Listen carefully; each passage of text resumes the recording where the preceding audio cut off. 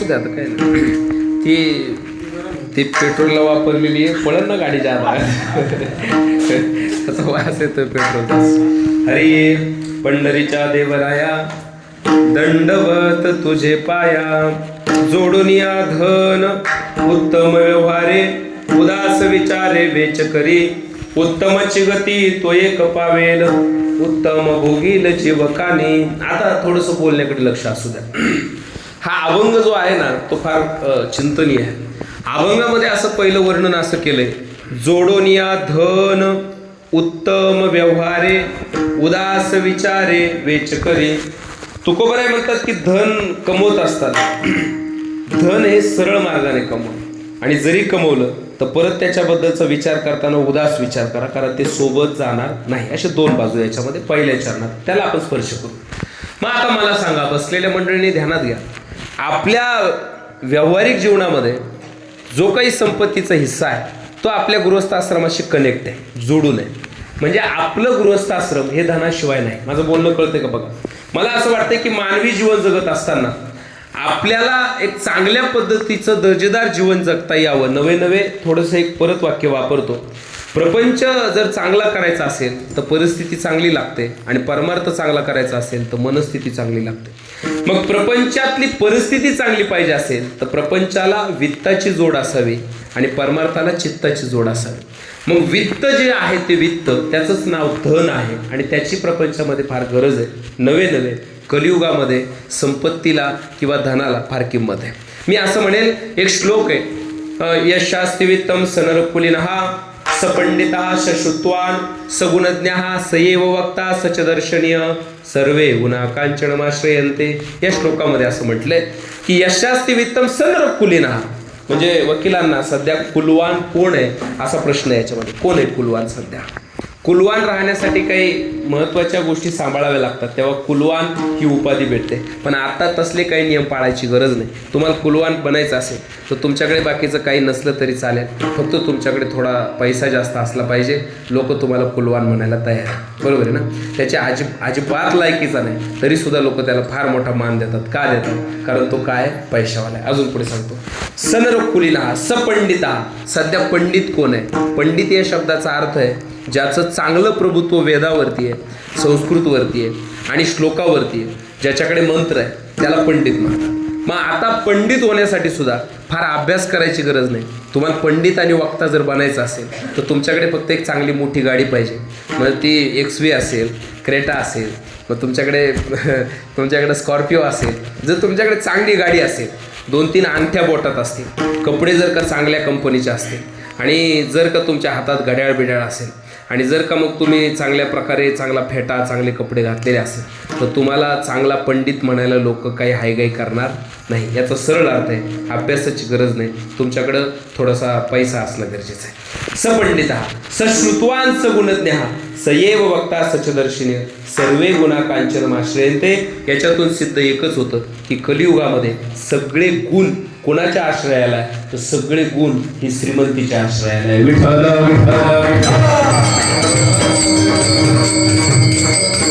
म्हणून जीवनामध्ये पैसा पाहिजे. माझं बोलणं कळतंय का बघा बरं का.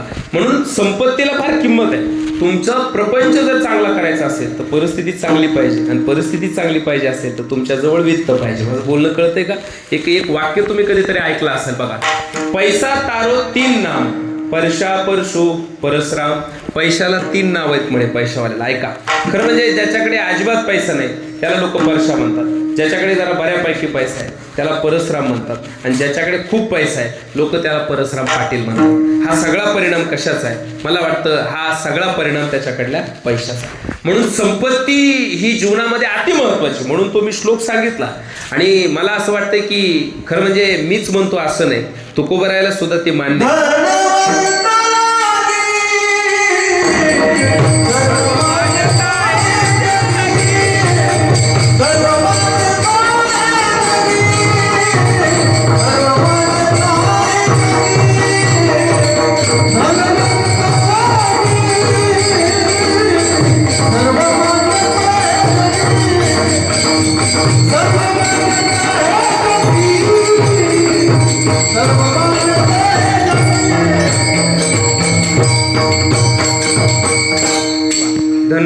धनवंता लागी सर्व मान्यता हे जगी. धनवंताला सर्व मान्यता. शब्द कसे हे बघा, अभंग सोडवताना याला जे आपण बोलतोय त्याला साधूचा पुरावा असावा याकरता आपण ते प्रमाण देत असतो, बरोबर. म्हणून महाराजांनी बरोबर ते प्रमाण योग्य त्या ठिकाणी मी अपेक्षित सुचवणार होतो त्याच्या आधी त्यांनी ते प्रमाण दिलं. धनवंता लागी सर्व मान्यता. मग अशी श्लोक भागवतातला सांगितला, ज्याच्याकडे संपत्ती आहे त्याला विशेष मान आहे. आणि तुम्हाला माहिती आहे की संसारातल्या सगळ्या गोष्टी पैशावरच तर भेटतात, मग पैशाला विशेष किंमत आहे. म्हणून धनवंता लागी सर्व मान्यता आहे जगी. जव चाले मोठा धंदा तो बहीण म्हणे दादा. ते वेगवेगळ्या प्रकारे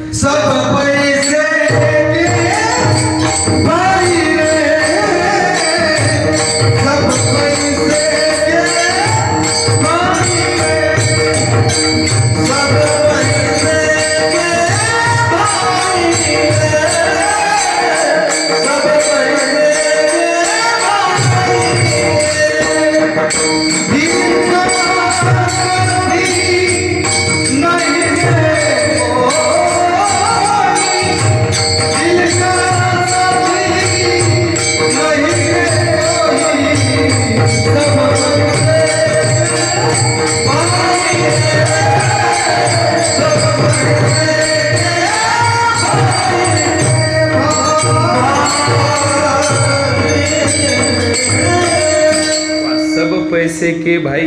ज्याच्याकडे संपत्ती असते, आता जास्त सांगायची काही गरज नाही बाबा. कोर्टातले जे काही आपण न्याय मागायला जातो ते सुद्धा कोणत्या बाजूने लागतात? ज्याच्याकडे पैसे त्याच्या बाजूने लागतात. खरा गुन्हेगार आहे तो बाहेर असतो, ज्याच्याकडे बिच्याकडे लढायला पैसेच नसतात तो मध्ये असतो. हे मी खरं बोलतो. उगा 10-5% लोकांच्या बाबतीत न्याय बरोबर लागतो, बाकीच्यांच्या बाबतीत निकाल लागतो. निकालात आणि न्यायात फरक आहे. सत्याने सत्याला दिला जातो त्याला न्याय म्हणतात, आणि टेबला खालून पैसे देऊन घेतात त्याला निकाल म्हणतात. निकाल दिला. मला असं वाटतं की न्याय वेगळा, निकाल वेगळा. आणि म्हणून पैसा फार काम करतो. काळवीट प्रकरण हे गंभीर प्रकरण आहे, तरीसुद्धा सलमान बाहेरच आहे. कुठं काय झालं? सलमान बाहेरच आहे, म्हणजे पैशावर चालतंय सगळं. माझं बोलणं कळतंय का बघा बरं का. मला असं वाटतंय की बऱ्याच गोष्टी अशा आहेत त्या काही सांगायची गरज नाही. पैशाला फार किंमत आहे. मी अजून उदाहरण देईल. मी एक ठिकाणी सोयरीक जुळवायला गेलो होतो. आता काय बुवा लोक महाराज म्हणून बोलवतो, त्याला वाटतं धोतर आहे म्हटल्यावर हे बरंच म्हातारे बघा, असं काय काय अंदाज असेल काय ते बोलावतात. मी सोयरीकीला गेलो होतो एक ठिकाणी, ते म्हणले म्हणून गेलो होतो. ते म्हणले लगेच साखरपुडा करायचा. ते साखरपुडा करायचा, मग ते मी तिथं समोर होतो तेव्हा ते पुरी जी मुलगी होती ना ती तिचा मेकअप चालू होता, तिच्या कलोऱ्या त्या आजूबाजूला फिरत होत्या. मी पोरगी पाहिली, म्हटलं चांगली राव पोरगी. आता मला मुलगा पाहायचा होता. आपल्याला काय, मला ज्याने देणगी दिली तो महत्त्वाचा असतो. मग पोरगी कोण आहे पोरगं कोण आहे मला काय करायचं ते. मग नंतर मुलगा पाहत होतो. आता मुलगा कसा आहे बघू, पोरगी तर पाहिली आपण. मंडपात बसलो होतो. तो गडी असा मध्ये घुसला का नाही. मी म्हणलं अवघड आहे राव, पोरगी कशी. हे ढेकळा टाकला तर सापडायचं नाही 3 दिवस, इतका काळ आहे. हे एवढं काळण ती तेवढी नक्षत्राची चांदणी, हे कसं काय बा. ते मला काय दम नाही निघाला. बोलका माणूस महाराज बोलल्याशिवाय काय राहणार आहे का. मग ज्याच्या संगत त्याला म्हणले हे कसं काय राव. म्हणले हे जर दुपारी जरी सोडलं ना कपडे उघडे करून जर जास्त ढेकळा तर नाही सापडायचं. म्हणले हे लोकांचं फाळा बिळाला गुतून आलं तरच, नाही तर नाही सापडायचं. म्हणले एवढं काळण पोरगी एवढी पद्धतशीर. म्हणल्या कसं काय कसं काय. ते म्हणले महाराज कसं काय दिसायला काळा असू द्या पण त्याला 56,000 रुपये पगार. काय पगार आहे म्हटलं, काय पैशाला किंमत आहे बुवा. मी माझं बोलणं तुमच्या लक्षात येतं का बघा. आणि आता तर त्याच्याहीपेक्षा निपतरी परिस्थिती झाली. आता नोकरी असून सुद्धा नाही बरं, हे अवघड आहे. मला मुद्दा काय सांगायचा होता, पैशावाल्याला एक वेगळा नियम. आमच्या गावात म्हणजे आपल्या गावात ढोळगुल मी एक व्यक्ती पाहत असतो, आणि त्या व्यक्तीची बायको बिचारी त्या व्यक्तीच्या रोज सकाळी सेवेत असते. हा गडी सकाळीच उठतो, बिचारा रिटायर आहे, पेन्शन आहे, सकाळीच जातो. सकाळी गावातून रोड मारून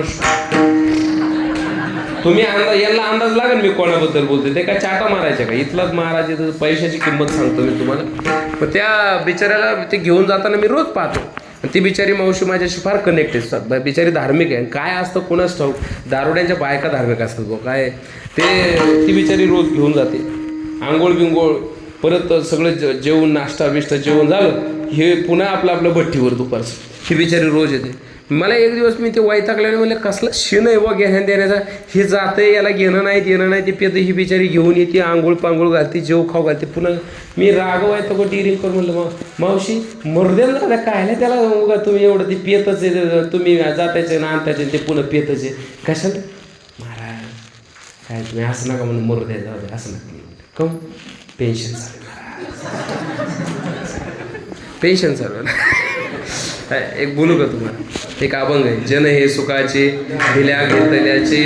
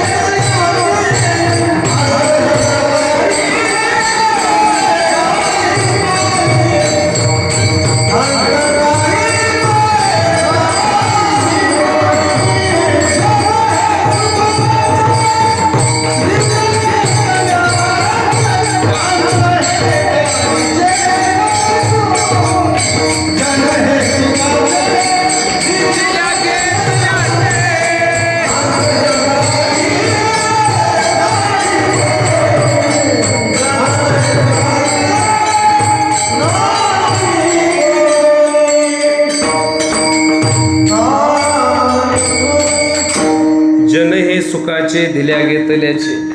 शब्द कसे ऐका बरं का, हळू ऐका. जन हे सुखाचे दिल्या घेतल्याचे शब्द असे त्याच्यामध्ये. जन हे सुखाचे म्हणजे आपण सुखी असलो तर लोक आपल्या सोबत आहे. माझं बोलणं कळतंय का बघा. आणि दिल्या घेतल्याचे व्यवहार जर चालू असेल आपल्यात तर लोक आपले. तुमच्याकडे दुःख असू द्या आणि त्याला जोडून दारिद्र्य असू द्या, लोक तुमच्या जवळ येत नाही. हा नियम आहे बरं. एक गोड वाक्य वापरतो, तुम्ही हुशार माणसे काही सांगायची गरज नाही. शक्यतो पक्षी हिरव्यागार झाडावर बसतात. ते झाड जर वाळून गेलं तर ते पक्षी किंवा त्या हिरव्या झाडाच्या जंगलाला जर आग लागली तर ते पक्षी त्या झाडाचा त्याग करतात. माझं बोलणं कळतं ना तुम्हाला.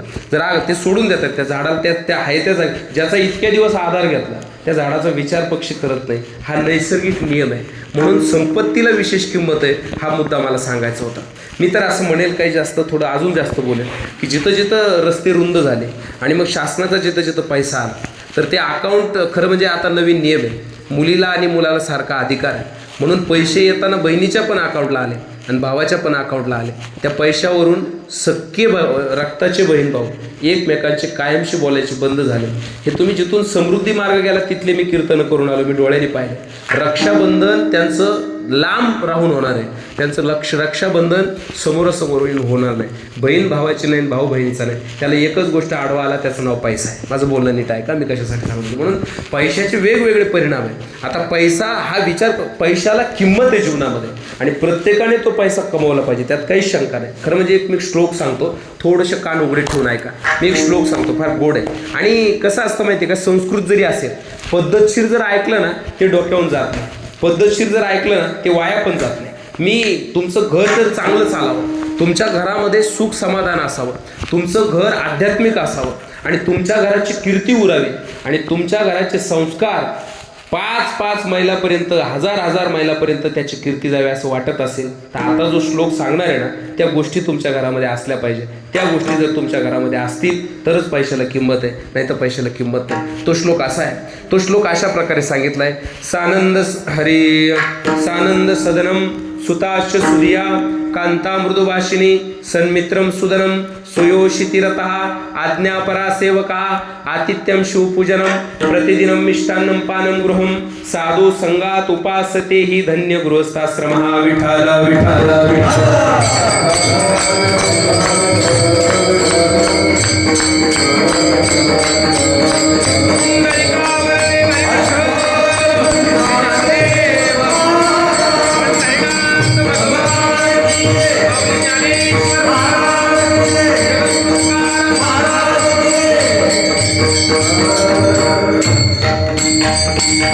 सानंद सदनम सुताश्च सुधिया कांता मृदुभाषिणी सन्मित्रम सुदनम स्वयोषितिरतः आज्ञापरा सेवका आतिथ्यम शिवपूजनम प्रतिदिनं मिष्टान्नं पानं गृहं साधु संगात उपासते हि धन्य गृहस्थाश्रमः. म्हणजे याच्यात एक असे वाक्य आले बघा महाराज, हे तुका म्हणे याच्या आश्रमाचे फळ, असं वाक्य आहे. तर ह्याच्यात तेच उल्लेख केलाय की धन्य गृहस्थाश्रम जर बनवायचा असेल तर तुमच्या घरामध्ये 11 गोष्टी पाहिजे. मी आता सांगितल्या श्लोकात. कळाल्या ना तुम्हाला? कळाल्या? कळलं? कळायला असतील तर मग मला त्याच्या पुढचं सांगायला आहे का नाही, नसतील कळायला तर मग मी सांगतो आहे का नाही. जाऊ द्या मी तर काय मला पुढे लवकर आलं, मला याच्यात 10 वर्ष गेले तेव्हा यायला लागलं, असं काही नाही. पहिलेच जमत असं काही नाही. म्हणजे मला फार माझी हुशारकी दाखवायची असं नाही, फक्त विचारलं कळाले असेल तर नको सांगायला, नसन कळालं तर सांगतो पुढून कोणत्या 11 गोष्टी. मोजा या श्लोकात 11 गोष्टी ह्या तुमच्या घरात आहे का. पहिली गोष्ट सानंद सदनम, सदन म्हणजे घर, आणि ते आनंदाने भरलेले पाहिजे. सदा आनंदाचा, लग्न झालं काय करायला सांगा, सदा आनंदाचा येळकोट. घरामध्ये आनंद पाहिजे. काय पाहिजे घरामध्ये, काय पाहिजे, आनंद पाहिजे. का नैराश्य पाहिजे, आनंद पाहिजे. सदैव प्रसन्न वातावरण पाहिजे. सानंद सदनम, आनंद पाहिजे. विकत भेटत नाही, तो तुम्ही मेंटेन ठेवायचा, तुम्ही तयार ठेवायचा. पैशाला किंमत द्यायची का आमच्या घरातल्या नात्याला किंमत द्यायची हे पैशावाल्याला ठरवता आलं पाहिजे. तू कलेक्टर का असे ना, पण उंबरा ओलांडून आत आल्यावर तू ते पोरं समोर आल्यानंतर त्यांचा बाप आहे हे तुझ्या ध्यानात आलं पाहिजे. तर कपडे खराब होईन म्हणून ते पोरगं पळत येऊन देऊ काय थांब मुस्कडा देऊन ठेवून कपडे महत्वाचे का काय तुला. कपडे नाही, उचलून घ्यायचं, त्याला अंगा खांद्यावर घ्यायचं. मी लय वेळा लोकांना सांगत असतो, मी अजून बी कृष्ण पहिलीला जातोय खोटं. मारुती समोर उगा आता एवढ्या 4-2 महिन्यात म्हणजे ते अजूनही दुपार चालत ते म्हणतं बाबा मला कुचकू करायचे आता. तू खूप माझं पोरग ह्यांना पाठ आहे सगळ्यांना, तुम्हाला जाऊ दे म्हणते. आणि ते चुकू म्हणजे आता मग आता मला करावंच लागतं. तर बाप म्हणल्यावर त्याला काय चुकू माहिती नाही, पण किरण तू करून दाखव नको आणि ते झालं का ते 5 मिनिटांनी अण्णा ते काय म्हणतो माहिती आहे का, आता चुकू नाही बाबा, आता मला घोडा खेळायचा. आता का माय का घोडा आहे का, मग एवढा जिल्ह्याला ज्ञान पाजणारा महाराज घोडा हात टेकवायचे ते पाठीवर बसले. पण आपला असं आहे बाबा, मी विचार करीत असतो लांबचा. आता पोरग आहे ते लहान आहे ते मागणारच आहे, पण आता जर मी याच्यासाठी घोडा बनलो नाही तर हा एक दिवस मला घोडा ते लालयत 5 वर्षांनी 10 वर्षांनी ताडेत प्राप्ते तू 1600 वर्ष पुत्रमित्र वदाचर. घरात आनंद कसा ठेवायचा हे तुमच्या हातात आहे. किंमत पैशाला किती द्यायची आणि नातेसंबंधाला किती द्यायची तुम्हाला कळायला पाहिजे. तुम्ही त्या पोराचे बाप आहात. उंबऱ्याच्या आत आल्यावर बाप, बाहेर कलेक्टर. माझं बोलणं नीट आहे का. तुम्ही उंबऱ्याच्या आत आल्यावर त्या स्त्रीचे पती आणि बाहेर काय असेल ते इंजिनियर. आणि तुम्ही घराच्या आत आल्यानंतर त्या आईवडिलांचे तुम्ही पुत्र आहात. आणि मग घराच्या बाहेर गेल्यानंतर तुम्ही म्हणजे गावातले नेते आहात. माझं बोलणं कळतंय का बघा. म्हणून हे जर ज्याला जमणार नाही ना त्याचं घर आनंदी राहू शकत. माझं बोलणं बरोबर आहे का. महिला मंडळ तुम्हाला मान्य आहे की बरोबर आहे. आपले बरेच बैल आपले आपले नाही ते पोळाजवळ आला म्हणून आठवला मला. माझं काय चुकलं आहे महाराज. काय माहिती आहे का, तुम्हाला हसायला आलं तर तुम्हाला मला सांगा, राखी पौर्णिमा हा सण कोणाचा आहे, महिलांचा, बरोबर आहे की नाही. ओवाळी हा सण कोणाचा आहे, महिलांचा. दिवाळी हा सण कोणाचा आहे, महिलांचा, बरोबर आहे की नाही. अजून ते वटपौर्णिमा हा सण कोणाचा आहे, महिलांचा. आणि पोळा हा सण कोणाचा आहे. मग मला पहिलं आठवली त्याच्यात काय आहे की नाही. पाचपोर बाबांचं ऐकलं बरं की मला, त्यांचं कीर्तन ऐकलं. मला मुद्दा हा सांगायचा आहे की बऱ्याच वेळेला बऱ्याच घरामध्ये आनंद का नाही, तर आपले हे नंदी म्हणजे आपले हे मानाचे नंदी बरं का, मानाचे म्हणतो तुम्ही नका राग मानून घेऊ, तुमचा विषय चालला नाही. मला असं वाटतं की त्यांना एक कळत नाही की आपण आता घरी आहोत आणि आता कशाला किंमत द्यायची. आनंद टिकवायचा असेल तर ते जमलं पाहिजे. पहिलं तत्व 11 गोष्टी सांगणारे ह्या जर तुम्हाला क्लिअर ठेवता आल्या तर तुम्हाला अजिबात कशाची कमी नाही. 90% कुठला आजार पण होणार नाही. BP नाही, शुगर नाही, कोलेस्ट्रॉल नाही, आजारी पडायचं कारण नाही, ॲक्सिडेंट नाही, होणारच नाही. तर गॅरंटी आहे आपल्याला. पहिलं घरात आनंद ठेवा. काय नसलं तरी चालेल, आनंद ठेवा. 2 सानंद सदनम झालं. सुताश्च सुधिया. तुमचा मुलगा जो आहे तो सुज्ञ असला पाहिजे. याकरता लहानपणापासून त्याच्यावर संस्काराचा अंकुश ठेवा. 2 नंबर हां सुताश्च सुधिया. आणि 3 नंबर कांता मृदुभाषिणी. कांता म्हणजे पत्नी. बायको कशी असली पाहिजे, ती मृदू बोलणारी असली पाहिजे. कशी असली पाहिजे, मृदू बोलणारी असली पाहिजे. नाही तर मग आपण आलं भूक लागली गिळा कसं काय आता कसं काय खाय ते म्हटलं पाहिजे. या तुम्ही थकून आलात का, आधी एक काम करा. मी पाणी दिलं आहे, तुम्ही हातपाय धुवा. मी पाणी देते, हातपाय धुवा. टॉवेलने तोंड पुसा, मी नाश्ता देते आणि मग तुमच्या हातपाय दाबून देते. गेला ना सगळं शिन गेला ना गड्याचा. तर ते आल्या बरी कमाई गेली, या गिळा. तुमचं काय ह्याला काय बोललं मला ऐका. बायको कशी असली पाहिजे, मृदुभाषीने असली पाहिजे. खरं महिला मंडळ खरं सांगू का, पुरुषाला हाताळणं ही तुमची कला असली पाहिजे. राग नका मानू, मी विनोदच करतोय फक्त असा अर्थ घेऊ नका. त्यांना जे पाहिजे तशा पद्धतीने तुम्ही जर वागू गेलात तर मला निश्चित खात्री आहे की तिथून पुढचे सगळे दिवस तुमचे असतील.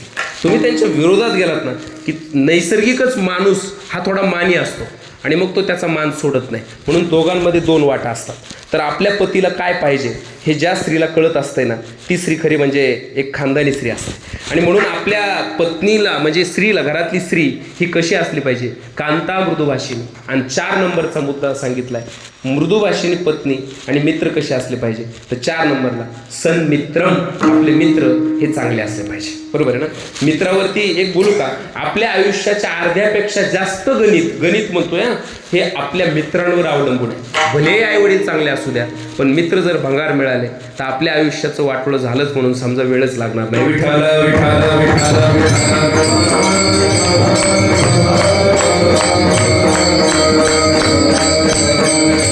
कारण आपला जास्त काळ हा मित्रांमध्ये जात असतो. सानंद सदनम सुताश्च सुदिया कांता मृदुभाषिनी सन्मित्रम 4 झाले. सुधनम, आणि आजच्या अभंगाचा जो शीर्षक आहे सुधनम, नाही प्रमाण शेवट घेऊ आपण, पण सुधनम, धन तुमच्याकडे पाहिजे. शास्त्र त्याच्यात उल्लेख केलाय, पण ते धन कसं सांगितलंय, सुधनम, सरळ मार्गाने कमवलेले ते धन तुमच्या घरामध्ये असलं पाहिजे. सुधनम. आणि पुढचं 6 नंबरचं वाक्य, स्वयोशितिरतः, पतीने आपल्या पत्नीशी अतिप्रामाणिक असलं पाहिजे. पत्नी व्यतिरिक्त प्रत्येक स्त्रीशी त्याचा संबंध हा फक्त बहिणीचा किंवा आईचा असला पाहिजे. तेच तर आजच्या अभंगात वर्णन केलं. मी हा जो श्लोक सांगितलाय ना, तर सगळ्या कडव्यांचा अर्थ या 11 तत्वामध्ये आलेला आहे. तर याच्यामध्ये सांगितलंय स्वयोशितिरतः. 7 नंबरला आज्ञापरा सेवकः, तुमचे जे नौकर आहे ते आज्ञाधारी असले पाहिजे, ती तुमची मर्यादा पाळणारे असले पाहिजे. आणि असेच नौकर ठेवले पाहिजे. पैसे थोडे जादा गेले तर चालेल, नाही तर ते दुपारपर्यंत यायचं आणि दुपारी म्हणायचं तेवढ्या 2 पेट्या आता तुम्ही जाणार, तुला पगार काय सगळं जेवायचं देतो का काय, तर आपल्यालाच काम सांगायला लागलं. आपल्या हाताखालचे नौकर हे आपला रिस्पेक्ट करणारे असले पाहिजे, आदर करणारे असले पाहिजे. सन्मित्रम, आपलं सुधनम, स्वयोशितिरता, आज्ञापरा सेवकः. 7 नंबरचा मुद्दा होता आज्ञापरा सेवकः. ते 2 जण नौकर होते आणि पाटलाने त्यांना कामाला ठेवलं होतं. आणि जुना काळ बरं का, जुना काळ पाटलाने कामाला ठेवलं होतं. आणि ह्या दोघाला आहे ना बिड्या फुकायचा नाद होता. हे रिकामे असले की तिथं शेजारी मंदिर होतं आणि त्या मंदिराच्या पारावर अशी बसायचे पाय टांगून. आणि मग मस्तपैकी लायटर ते बिड्या पेटावल्या, जास्त दूर झाला त्यांचं मस्तपैकी सगळीकडे दूर करून टाकायचे. पण मालकाचा आदर कसं कळावं हे दोघांना कळत होतं बरं. एक दिवस असं झालं, ह्याला माहीतच नाही मालक घरीच आहे. ह्याला वाटलं मालक गेले, असं वाटलं त्याला. गाडी दुसऱ्यानेच नेली होती, दारात गाडी नाही म्हणलं मालक गेले. जे दोघांनी कारखाना सुरू केला हे गेले म्हणजे बिडीचा. दोघं पित होते मस्तपैकी, तंगडी टाकलेली अशी मस्तपैकी. एकाने असं तोंडात फुरकावडीत वडीत होतं, दुसरं जे होतं ते झटकीत होतं. ते असं हे इथं गुतवायची आणि याने अशी चुटकी वाजतात होती असं. मग ते हल्ली का बिडी ते वरचं जळलेलं गळून जातं. ते पाहिलेलं आहे बरं का, वडलेलं असं करते. मग अण्णा ते पेत होते ते असं, एकाच्या इथं होती आणि एकाची इथं होती. ते अचानक पाठी पूर्ण झालं. पण एवढा आदर करीत होते बिचारे, होते नौकर पण मालकाला मालकच मानित होते राव. जो हातावाला आहे का नाही त्याने डायरेक्ट अशी दिंगली हातात पेटलेली असं दाबून धरून राहिलं मालक. आणि ज्याच्या तोंडात होती का नाही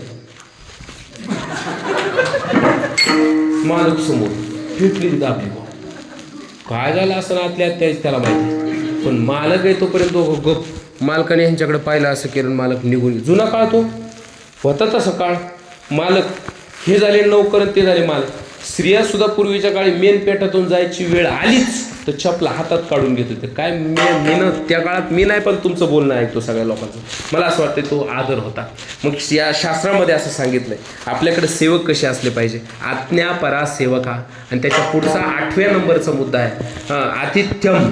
आपल्या दारामध्ये अतिथीला देवाप्रमाणे मान असला पाहिजे. आणि तो होता. आपण म्हणायचो अतिथी देव भव. माझं बोलणं कळतंय का. सानंद सदनम सुताश्च सुदिया कांता मृदुभाषिणी सन्मित्रम सुदनम स्वयोशितिरता आज्ञापरा सेवका आतिथ्यम. हा 8 नंबरचा आतिथ्यम. आणि पुढे शिवपूजनम.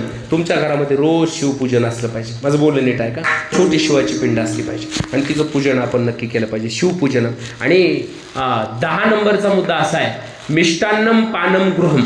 आपल्या घरामध्ये जेवणातल्या इतर पदार्थांबरोबर एक तरी पदार्थ गोड त्याला असला पाहिजे. असं ते मिष्टान्नम पानम गृहम, आपल्या घरी गोड पदार्थ असला पाहिजे. आणि 11 नंबर काय सांगितले, मिष्टान्नम पानम गृहम. आणि 11 नंबर साधू संगात उपासतेही, आपलं जीवन सतत साधूच्या संगतीत असलं पाहिजे.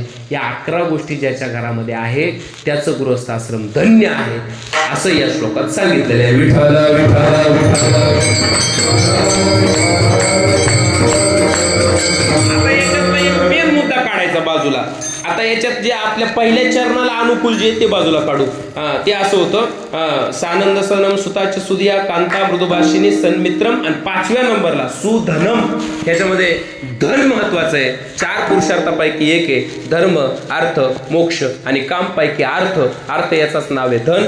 ज्याच्या जीवनात अर्थ नाही त्याच्या जीवनात अर्थच नाही. अर्थाला किंमत आहे, पण शब्द जोडताना सु जोडला मग धन जोडला. आणि इकडं सुद्धा तुकोबर आहे तेच म्हणतात, धन असावं पण कसं असावं, सरळ.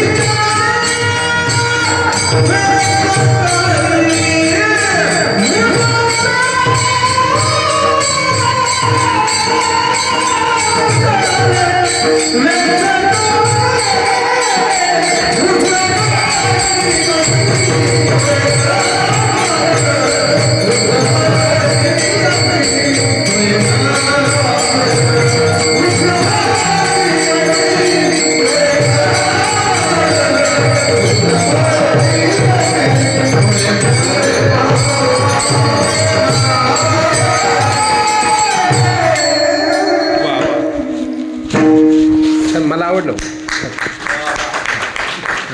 मोकळा असतो तर आवाज चांगला आला. आणि पुढच्या वेळेस एवढं काही जास्त गाऊ नका. त्याचं कारण आहे तिथं आपल्याला कुठं प्रतिसाद आहे, मग काय ना गायचं जास्त आहे की नाही. एवढं गोड गात आहेत असं मी उलटं बोललो बरं, नाही तर ते म्हणतील आम्हाला असं म्हटले का काय. आपण मी मगाशी सांगितलं त्यांना प्रतिसाद दिला पाहिजे. मला पण तो अपेक्षित आहे, त्यांना पण तो अपेक्षित आहे, असतो तो अपेक्षित. मग इथं अभंगात काय म्हटलंय, जोडून या धन उत्तम व्यवहार.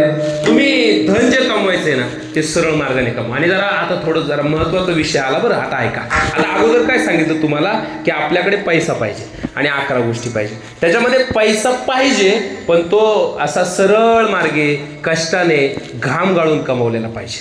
कुणीतरी असं म्हटलंय की जी वाजत गाजत सगळ्यांसमोर दिवसा पुढच्या दरवाजाने आत येते तिला लक्ष्मी म्हणतात. आणि जी आवाज न करता दिवस मावळल्यावर रात्रीच्या वेळेला कुणालाही न कळता मागच्या दाराने आत शिरते तिला अवदासा म्हणतात. नाही कळलं? पुढून समोरून वाजत गाजत येते तिचं नाव लक्ष्मी असतंय. आणि ती मागच्या दाराने आणि अंधाराच्या वेळेला साक्षीदार नसताना येते, तिला अवदासा म्हटलं जातं. पण अवदासा जर तुम्ही आणली तर समजायचं तो तळतळाट आहे. अवदासा त्याला म्हणतात जे आपलं नाही ते आपण आपला करायचा प्रयत्न केला ना, त्याचं नाव अवदास आहे. माझं बोलणं कळतंय ना तुम्हाला? सरळ मार्गाने धन कमवायला लावलं याचा अर्थ काय? एक तर सरळ, आणि तुमचं असेल तरच. तुमचं नसेल तर त्याला स्पष्ट नाही म्हणा. आणि तुमचं नसेल आणि ते जर तुम्ही तुमचं केलं असेल तर तुमची खानदान फार थोड्या काळावर आली आहे, कधीच विसरू नका. मी बोलतोय थोरात महाराज, माझ्याकडे पुरावे आहेत. मी 10 वर्ष घातले ना कमीत कमी. माझं एवढं तरी ऐका, मी सांगेल तुम्हाला. तुमचं नाही ते जर तुम्ही तुमचं करायचा प्रयत्न केलं तर तुमच्या खानदानीचं आयुष्य थोड्यावर आलं, हे कधीच तुम्ही विसरू नका. म्हणून आपण कीर्तनात कुठेतरी ऐकलं असेल की गावाचं, भावाचं आणि देवाचं खाऊ तर नाहीच नाही, उलट ज्यादा देता आला असेल तर बघा. तुम्हाला जर ज्यादा त्याच्यात देता येईल तर बघा, त्याच्यातून तुम्हाला जास्त पुण्य मिळेल. माझं बोलणं समजून घ्यायचा प्रयत्न करा.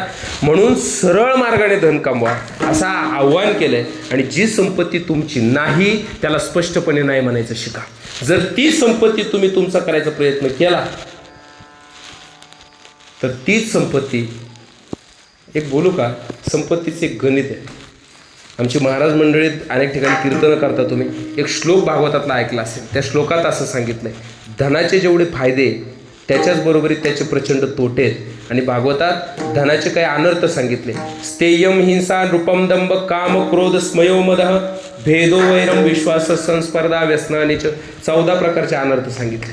जर का चुकीच्या मार्गाने धन आलं तर त्याच्यापासून सगळ्यात अगोदर धन ज्याच्याकडे ज्यादा येतं आणि ते जर अनितीचं असेल तर ज्याच्याकडे आलं त्याच्याच नरडीचं घोट घेतं. धन जर तुमचं नसेल, सरळ मार्गाचं नसेल आणि ते जर तुम्ही तुमचं करायचा प्रयत्न केला, तुमची खानदान संकटात आहे. चला त्याला आध्यात्मिक उदाहरण देतो. राजा परीक्षित असा तसा नाहीये ज्याचा बाप कोण आहे. माझं बोलणं लक्षात येतंय ना? कोणाच्या कुळातला आहे परीक्षिती? खरं म्हणजे अर्जुनाच्या कुळातला आहे, पांडवांच्या कुळातला आहे. तो अर्जुनाशी ज्याचा संबंध आहे त्याचं नाव आहे परीक्षिती. पुढचं बोलतो, भीष्म काकांचं नाव साधं नाही गड्या. आपण जसं म्हणतो ना, तो माणूस दादा पाटील शेळके वगैरे वगैरे असं सहज म्हणतो आपण, आहे की नाही? मोठे आमदार खासदार यांची नावं घेतो. त्या काळातलं सगळ्यात मोठं नाव म्हणजे भीष्म पितामह. त्या कुळातला असणारा हा परीक्षिती. माझं बोलणं नीट ऐका. व्यास महर्षी, आम्ही म्हणतो महाराज मंडळी, व्यासोच्चिष्ट जगत राहील, व्यासांचा संबंधित असणारा परीक्षिती. मी त्याच्या पुढे जाऊन बोलेल. मला तर असं सांगायचं आहे, पंडू राजाच्या संबंधित असणारा हा परीक्षिती. या परीक्षितीनं काय केलं होतं? आपलं नसणारं धन ते डोक्यात घेतलं होतं. म्हणजे टोप जो होता ना, टोप फिरायला निघाला होता परीक्षिती आणि डोक्यामध्ये टोप घातला होता. कोणाचा होता बाबा? तो जरासंधाचा टोप होता. आणि तो भीमानं आडग्यापणाने हिसकून आणला होता. तर त्याला तर मारूनच टाकलं होतं. त्याच्या पोरातून तो टोप हिसकून आणला होता आणि तो त्याचा नव्हता. मग हिसकून जे आणलं जातं ते आपलं. सगळी मंडळी ऐका. खरं म्हणजे शिनारे महाराजांचं कीर्तन कधी झालं का? पुढे अजून काल्याला, ते काल्याला आहे ना, ते फार गोड गायन करतात. त्यांची एक चौपाई ऐकली होती मी कर्जुल्याला. ते म्हणतात, सहज जर मिळालं धन तर ते दुधाप्रमाणे सुख देतं, मागून मिळालं धन तर पाण्याप्रमाणे सुख देतं, आणि हिसकावून घेतलं एखाद्याचं धन तर ते रक्ताप्रमाणे सुख देतं. सहज मिले सो दूध समान, मांग लिया सो पाणी, कहत कबीरा रक्त समान, जिसमें खिंचा तानी. विठ्ठल विठ्ठल विठ्ठल.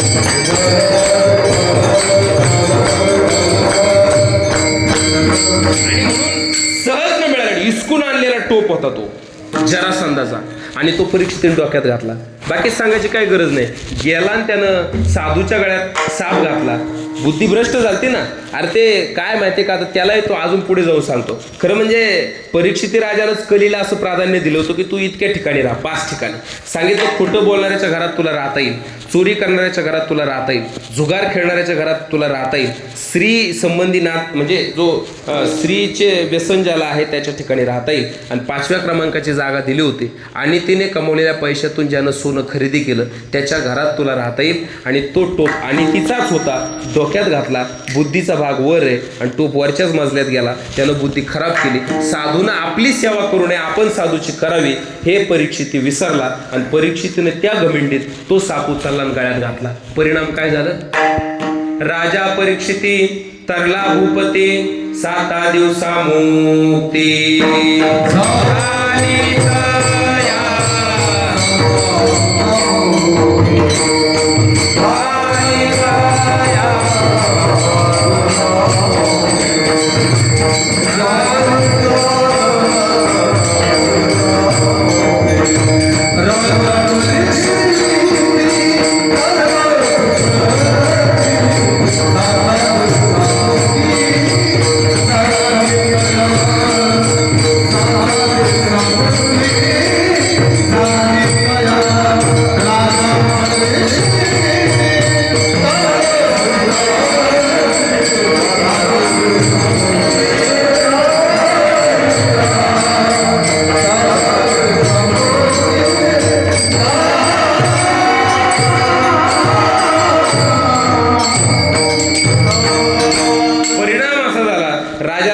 दिवसात मरावं लागलं. माझं बोलणं ऐकाय ना तुम्ही सगळ्याजणी, ऐका बरं. चांगल्या खानदानीतला राजा होता, निरोगी होता, आजार नव्हता, काहीच नव्हतं. राजाला 7 दिवसात बरोबर सर्पदंश झाला आणि राजाला जावं लागलं. हे सांगायची काही गरज नाही. मग तुमचा व्यवहार जोडून या धन उत्तम व्यवहार आहे.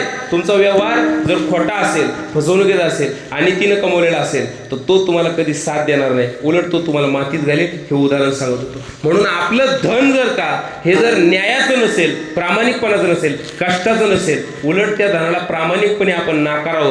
तसं जर केलं नाही तर तो संपून टाकत असतो. मी बोलू का, अतिसंपत्ती ही घातक आहे.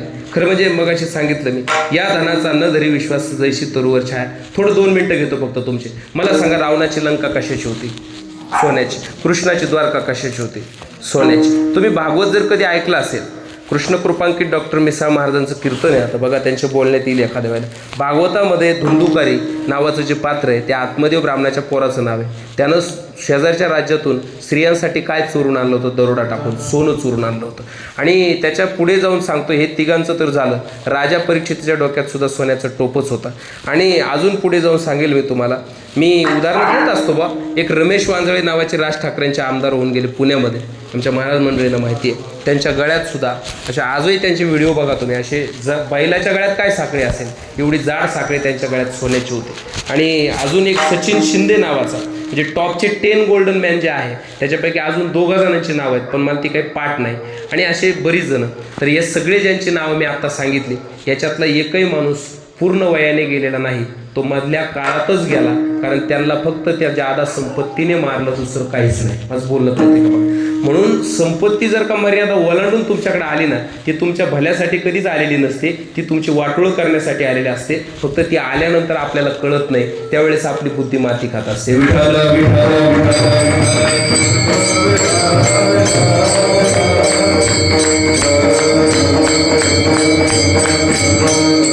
आता बोलणं नीट आहे का? मग आपण जर का धन अन्यायाने कमवलं असेल, मला असं वाटतं त्याला हातच लावू नये. आणि 2, जरी ते तुमच्याकडेच आलं तर त्याच्यातलं अर्ध धन हे प्रामाणिकपणे दान करावं. तेव्हा कुठं उरलेलं अर्ध दिलं तर तुम्हाला सुख देईल. याला पुरावा आहे. अन्यायोपार्जितम वित्तम दशमांशेन धीमहि कर्तव्य विनियोगस्य. ऐका, नीट ऐका बरं का. अन्यायोपार्जितम वित्तम, अन्यायाने उपार्जित केलेलं धन. अन्यायोपार्जितम वित्तम दशवर्षांनी तिष्ठती प्राप्तेचे 11 वर्ष समूलं धन विनश्यती. जर का अन्यायाने कमवलेलं धन आहे ते 10 वर्ष टिकतं आणि 11व्या वर्षी तुमच्या बापाने पाठीमागं कमवून ठेवलेल्या धनासहित सगळं वाटोळं करतं. हे 2 नंबरच्या धनाचा परिणाम हे श्लोकामध्ये सांगितलं. मग याच्यातल्या काहींनी प्रश्न असा विचारला, महाराज पण आमच्या घरात तसं नाही, आमच्या घरात तुकाराम महाराजांनी जर सांगितलं ना तसं धन आहे. जोडून या धन उत्तम व्यवहार. आम्ही कष्टाने कमवले नाही, आम्ही कामाला जाऊन कमवले नाही, आम्ही घाम गाळून कमवले नाही. आमच्या बाबतीत तुमचं काय चाललं आहे? तुकोबाराय म्हणतात, बरोबर आहे. तुम्ही जरी सरळ मार्गाने कमवलं असेल आणि जरी तुम्ही ते संग्रहित केलं असेल तर आता त्याचा अजून एक विचार करा. काय करा? उदास विचारे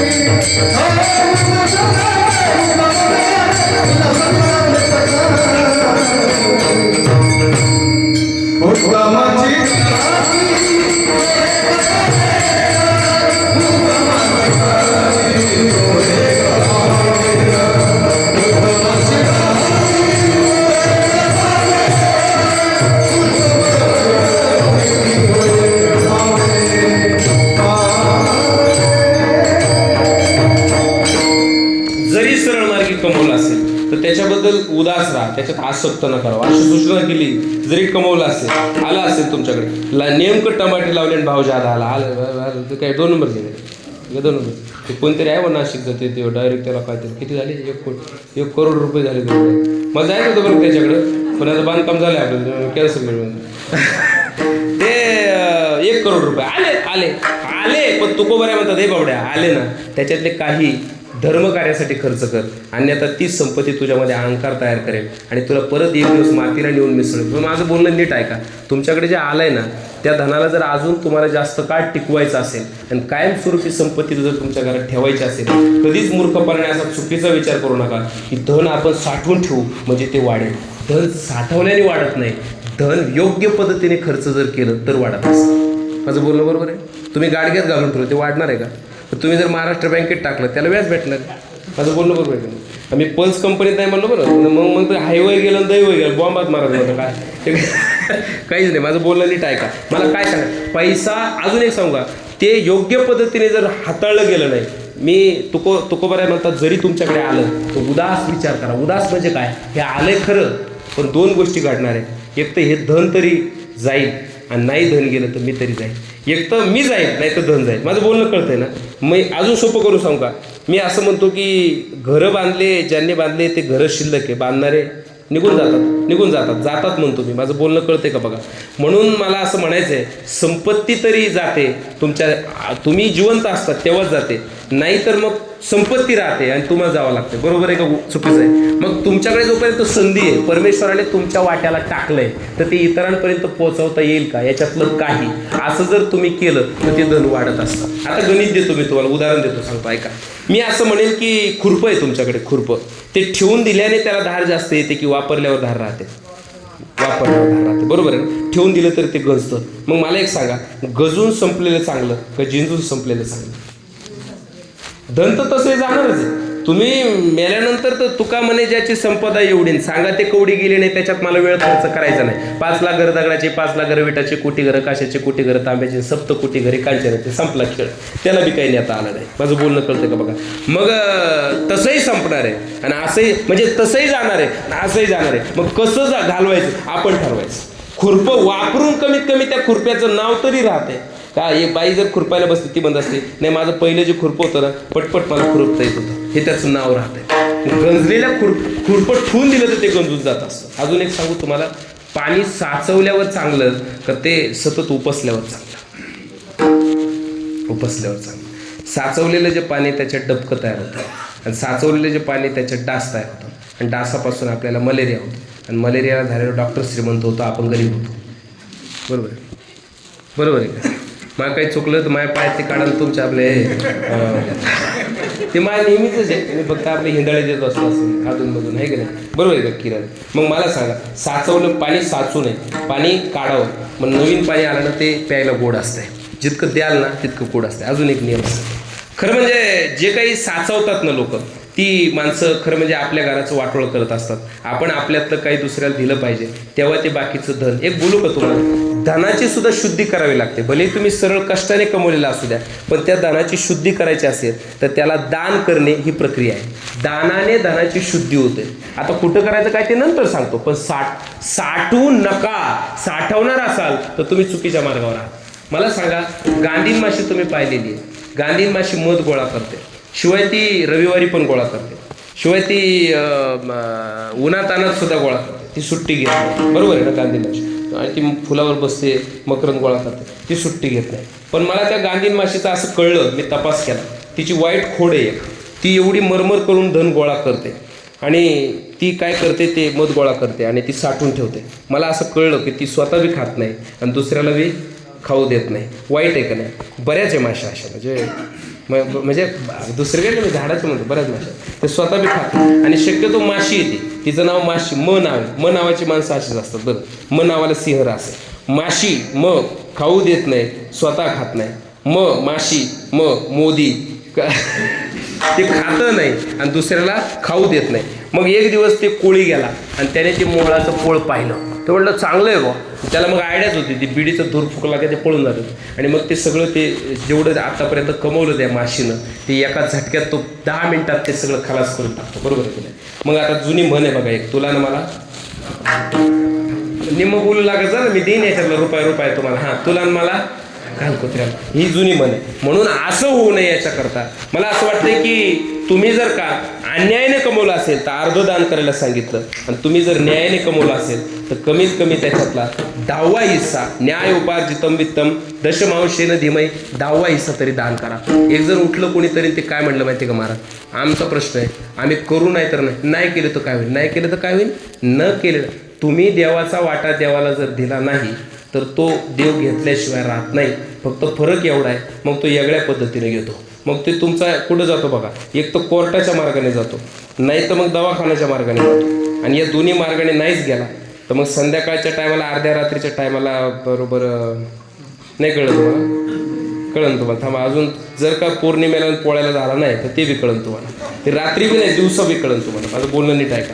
मग ते धन चोराच्या ताब्यात जात असते. आणि ते हिवऱ्याला घडले मला वाटतं काहीतरी, ते काय कोणता तारा आहे काय नको, त्या ताऱ्यामध्ये झालं वाटतं ते म्हातारी झोपलेली होती, म्हातारा, आणि ते जबाबर आता जे हसलं काही तर देऊन टाका माझ्याकडे, मी देईन परत.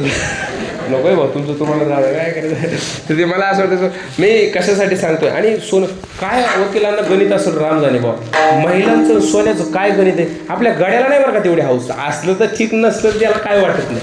पण यांचं सोनं नसलं का जीव गुदमर होतो काय. मी लय लोकांना आणि लय ठिकाणी गेलो, मी सांगत असतो पुरुष मंडळीला, बायको जर आजारी बिजारी पडली तर माझ्या येण्याचं ऐका. मी जेव्हा शपथ खरा सल्ला देणार, खोटं सल्ला देऊ शकत नाही. शक्यतो नॉर्मल आजार असेल तर बाई दवाखान्यात नेत जाऊ नका. ती जर आजारी पडली दवाखान्यात नेलं तर ECG BCG ते काय 2-4 असतात लोक काहीतरी रिपोर्ट, ते सगळे रक्त चेक करून वगैरे चांगले 4-5 हजार रुपये बिल होते. तेवढं करण्यापेक्षा त्या बाईला आजारी, ती जर म्हणली मी आजारी, तिला गाडीवर बसवून सोनाराच्या दुकानात न्या, आपोआप नीट होणार का नाही.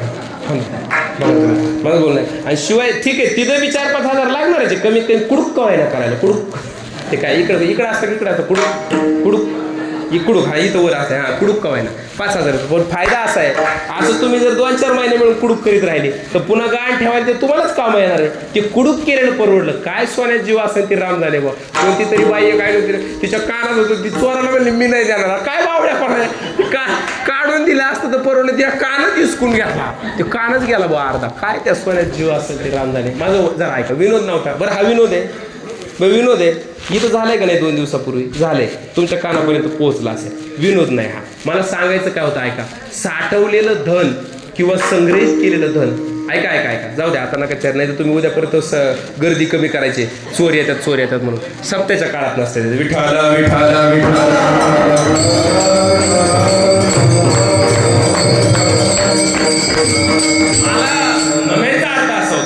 तुम्ही जर दिलं नाही तर घेणारा घेतल्याशिवाय राहत नाही. बाबा मी अजून एक वाक्य वापरतो ऐका. आपल्याकडे जर का मर्यादेपेक्षा जास्त संपत्ती जर असेल आपल्याकडे लोकांकडे तर त्याला सरकारचा इन्कम टॅक्स असतो, बरोबर आहे. इन्कम टॅक्स असतो, बरोबर आहे. आणि इन्कम टॅक्स भरावा लागतो. आणि एक जण म्हणला नाही इन्कम टॅक्स भरला तर, नाही भरला तर, जर इन्कम टॅक्स इमानदारीत भरला तर अडचण नाही. इन्कम टॅक्स जर भरला नाही आणि जर धाड पडली आणि ईडी जर आली तर बिडी ओढायला सुद्धा महाग होऊ शकते.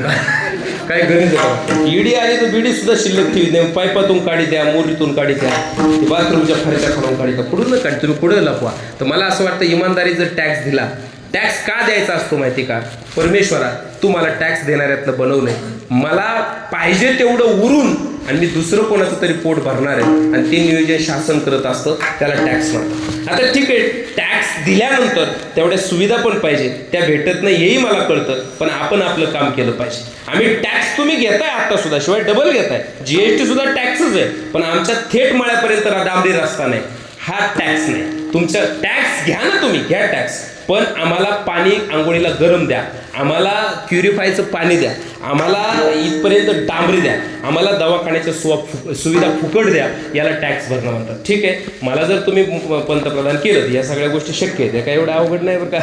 आहे का नाही, काय चांगला विचार मांडला का नाही अण्णा, काय आहे का नाही, हाय एवढंच केलं ना, मला तिकडे जाऊन म्हणू आपले आज म्हणायला काय अडचण, एक राजभर पंतप्रधान मानायचंय. फक्त ऐका, टॅक्स घ्या पण सुविधा द्या, तसं होत नाही, टॅक्स दिला पाहिजे. तसं देवाचा सुद्धा टॅक्स आहे तुमच्याकडे. मी धनाबद्दल बोलतोय, आज एकादशीचं कीर्तन आहे, फार गोड सांगतोय. फार जगायला पैसे लागतात असं नाही, पण तुम्हाला न्यायाने जगता आलं पाहिजे. ते न्यायाने जगणं तुम्हाला 90पर्यंत घेऊन जातं. काजू बदाम तुम्हाला 90पर्यंत कधीच नेत नाही. माझं वाक्य लिहून ठेवा. 90पर्यंत जायला नीतिमत्ता चांगली लागते आणि नीतिमत्ता ही धनावर अवलंबून असते. धनाबद्दल जर तुम्ही आसक्त नसाल तर तुमची नीतिमत्ता कधीच खराब होणार नाही. माझं बोलणं नीट आहे का? माझं बोलणं नीट आहे. आणि म्हणून करम तेरे अच्छे है तो किस्मत तेरी दाशी है, नियत तेरी अच्छी है तो घर में मथुरा काशी है. पण नियत चांगली पाहिजे आणि ती पैशाबद्दल पाहिजे. म्हणून मला पुढचं वाक्य बोलायचं होतं की तुमच्याकडे अतिरिक्त जर धन आलं तर ते तुम्ही दान केलं पाहिजे. काय केलं पाहिजे? तुम्ही दान केलं पाहिजे. ऐका, दानात न तू वित्तस्यात, दानात न तू वित्तस्य संचयात. मला एक सांगा, धरण तुम्ही पाहिले, थोडा वेळ घेतो, दानाबद्दलच बोलतो, उदास विचार धरणाला आपल्याकडे काळू आहे बघा, त्याला धोत्र्याकडून पाणी येतं आहे, इकडून तिकडून पाणी, बऱ्याच ठिकाणून पाणी येतं, मग ते तिथं साठतं, बरोबर आहे. मग त्या धरणाला अनेक बाजू यायला, पाणी यायला अनेक बाजू आहे. पण जर त्या धरणाला महाराज सांडवा नसला तर ते धरण फुटेल, आणि फुटलं तर त्याच्या खालच्या गावांना धोका तयार होईल, बरोबर आहे ना. तर प्रत्येक धरणाला काय आहे? सांडवा आहे. माझं बोलणं नीट आहे का? माझं बोल तसं धनरूपी तिजोरीला येण्याचे मार्ग 50 असू द्या, पण एखादं तरी दानाचं फाटूक ठेवा, अन्यथा ती तिजोरी जर फुटली तर तुम्हाला रडायला माणूस मिळायचा. माझं बोलणं कळते का? एक म्हातारी मंदिरात गेली, थोडं उदाहरण सांगतो. महाराज तिनं काय केलं माहिती आहे का? तिच्या पुढे एक पगारावाला माणूस होता, 2 लाख रुपये महिन्यावाला, त्यानं टाकले 20 रुपये. नाही कळलं का तुम्हाला? त्याला पगार भरपूर होता ना, मग त्याने 20 रुपये टाकले. पगार भरपूर होता, 20 रुपये टाकले. ते ज्याच्याकडे गाडी घ्यायलाच पैसे नाही ते टोल नाका भरीत आहे भीमराज महाराज. ज्याच्याकडे गाडी घ्यायलाच पैसा नाही ते टोल नाका भरीत आहे, बरोबर ना. पण ज्याच्याकडे गाडी फुकट आलेली आहे तरी आमदाराला फोन लावते, याला सांगा टोल नाका घेते. पहिली गाडी घे गाडी, म्हणजे 20 रुपये टाकले त्याने, 20 रुपये मंदिरामध्ये. आणि पाठीमागून आमची गंगू काकू गेली एक, आणि तिनं टाकली 2000. ते पाहायलाच लागलं टकमकाम, कारण ती म्हातारीला त्या म्हातारीला ते ओळखत होतं. म्हणजे हिच्याकडे 2 शेळ्या, 3 कोंबड्या आणि 1 बकरू, याच्यापेक्षा जादा काय आहे. मग हिच्याकडे 2000 कुठून आले गो? ते पुढं गेलं म्हणजे गंगू काकू तो 2000 टाकले म्हणजे हा, आणि तो इकडे आहेच तरी काय म्हणजे 2-4 कोंबड्या आणि ती बकरून शेळ्या, तो एक कुठं पैसे आले. ते म्हणजे माय कायच म्हणजे, मग तू मग 20 रुपये काढत होता ना, तर तो 2000 पडले खाली, तेच टाकले. आता काय करायचं? ठीक आहे. देव हे बघा, मी एक बोलू का? मी साधं वाक्य बोलतो. तुम्ही इमानदारीत जर दिलं ना तर देव 100 रुपयात ते 10 रुपये घेतो, आणि तुम्ही जर दिलं नाही ना तो 90 रुपये घेतो आणि तुम्हाला 10 रुपये ठेवतो. पटतंय का माझं बोलणं पटतंय का? म्हणून माझी विनंती, सप्त्यातला अजून बी जर कोणाचं राहिलं असेल चुकून मग कोणी देणार तर त्याने ते 2-4 दिवसात तेवढं देऊन टाकावं, आहे की नाही? काय अडचण आहे का? आहे की नाही? देऊन टाकावं. आता मुद्द्यावर आहे की नाही, आमची बी पगार काढावं लागतो, पण आता काय बोललं पाहिजे ना, असं नाही, हरकत नाही. म्हणून दानाला फार महत्व आहे. म्हणून खरं म्हणजे तुकोबर आहे म्हणतात, जोडून या धन उत्तम व्यवहार आहे, उदास विचारे वेच करी. अशा पद्धतीने दान करणं ही आपली रक्तातली परंपरा आहे. दादा, आमच्या रक्तामध्ये का परंपरा आहे? आमच्या खानदानी परंपरेमध्ये 165व्या पिढीमध्ये राजा राम जन्माला आला. त्या रामाच्याही अगोदरच्या काही पिढ्या आहेत, त्यांनी आम्हाला दानाचा वारसा दिलाय. राजा हरिश्चंद्रानं स्वप्नात राज्य दान केल्याचा उल्लेख आहे, आणि ते आमच्याच पूर्वजांचा इतिहास आहे. मी सांगेन, शिबी राजानं खरं म्हणजे कपोत पक्षासाठी मांडी कापून देऊन टाकली होती. हे आमच्याच असणाऱ्या इतिहासातला विषय आहे. आणि असणाऱ्या बळीनं बहिणीसाठी, खरं म्हणजे बळीनं देवासाठी 4 पावलं जमीन काय मागितली, त्या बळीला पाताळामध्ये घातलं. 3 पावलं जमीन मागितली, आणि 3 पावलं जमिनीला सुद्धा तो नकार दिला नाही. कळलं होतं की आता मला मातीत जावं लागणार आहे. तुका म्हणे बळी आणि जीव दिला पाया तळी, तरी सुद्धा त्यांनी दान दिलं गाड्या. पुढे जाऊन रतन टाटांनी सुद्धा कोरोनाच्या काळामध्ये 1500 करोड रुपये दान दिले. दानाची परंपरा आजही चालू आहे. आणि आमच्या मळ्यातून, गोकुळ मळ्यातून सुद्धा जर कोणी पंढरपूरला गेलं तर आमच्या आजीसोबत जर तो नातू असेल तर ती नातवाच्या हातामध्ये 20 रुपये कवण्यात येते, आणि त्याच्या हाताने पेटीत टाकते. तुम्ही पाहिलं असेल. शक्यतो नातू जर सोबत असेल तर कोणताच माणूस स्वतः पैसे टाकीत नाही, तो त्या लेकराच्या हातून टाकत असतो. मला असं वाटतं की सगळं झालं. मग म्हटलो ना, तुम्ही सगळे दान, मी मगाशी बोललो की आता बोललो, यांनी जोरात टाळ्या वाजवल्या तेव्हा सगळ्यांनी दिलंय. आणि जे जरी कोणाचं देवाकडनं देवा ते उद्या देऊन टाकतील. जरी 2-4-5% राहिले असतील ते माझं ऐकून आता देऊन टाकतील. तर ते पोराने सगळं टाकलं. ते पोरगं का टाकतं त्याच्यामध्ये? आजोबा का टाकीत नाही? तो आजोबा त्या पोराला जणू काही सांगत असतो, बाबड्या आपलं खानदान जर नीट टिकवायचं असेल तर आपण दान करत राहिलं पाहिजे. तू अजून 4थीलाच आहे, पण तरी सुद्धा तुझ्या हाताने का टाकतो? तर तुला सवय लागली पाहिजे कुठेतरी दान देण्याची. ऐका माझं, दान लय महत्त्वाची गोष्ट आहे, पण दानामुळे आपल्या पिढ्यानपिढ्या वाचत असतात. आपण दान केलं पाहिजे. इथून मागं अनेकांनी दान केलं. अजून एक बोलू का तुम्हाला? मी मागे सुद्धा श्लोक सांगितलं होतं, एक फार जास्त वेळ घेत नाही.